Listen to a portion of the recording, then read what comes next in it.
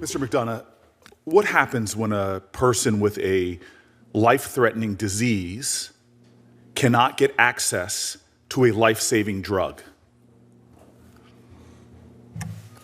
Not a good outcome. Be more specific for me.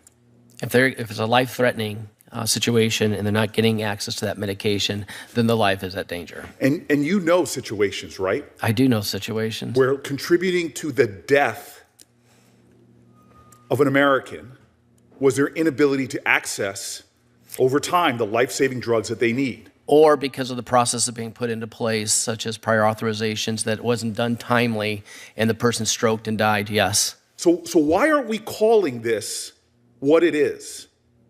My friends across the aisle and others have called this a scam.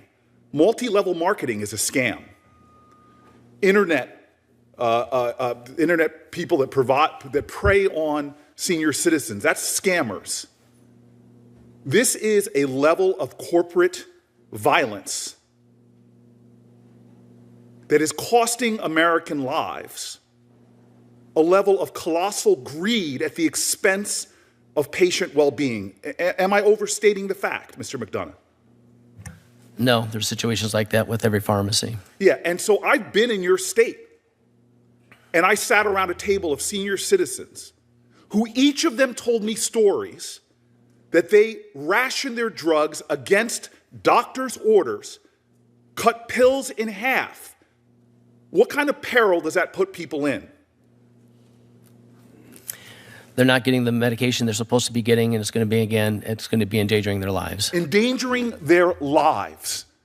Because the desperate people in our country who have drugs for cancers, have drugs for heart conditions, have drugs for conditions that are threatening their lives, are put in the moral dystopia of having to make a decision that is not left to them, to ration drugs or not have them at all when they fulfill the prescription, when they can't fulfill the prescription from their doctor. This is not a scam. This is a moral obscenity, and it's corporate violence. The former FTC chair, Lena Khan, under her leadership, released an interim staff report that found that the three biggest PBMs, Caremark RX, CVS, Express Scripts, and Optimum RX, marked up numerous life-saving drugs, thousands of percents, and many others by hundreds of percents, dispensed at their affiliated pharmacies. These drugs include treatment for cancer, HIV, multiple sclerosis, pulmonary hypertension, and more. Shockingly, hundreds of times the cost of people just over the Canadian border.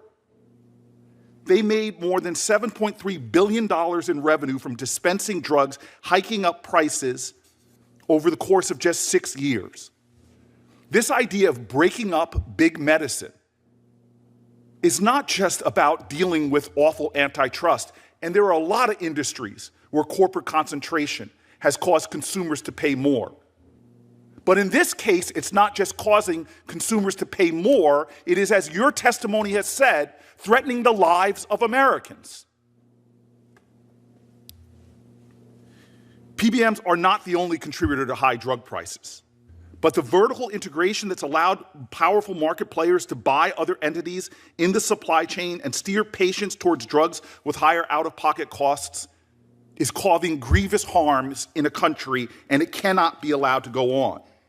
According to the research of the American Economic Liberties Project, released on March 10th, at least 326 U.S. pharmacies have closed just since December 19th, 2024, when Congress abandoned a bipartisan, bicameral PBM reform as part of the stopgap spending bill. We know how to solve this problem. Inaction is complicity. There is nothing short of an evil going on in our country that is allowing millions of Americans to suffer under an unjust system that's hurting small business people with you that have a larger focus in life. Not only running your business, but helping rural communities. Again, I've been in your community, helping people get access to drugs, even when you deliver them in the middle of the night. This is wrong. This is unjust. This is violence. This is moral obscenity going on in our nation. We know the solutions. This committee has got to fix that. Thank you.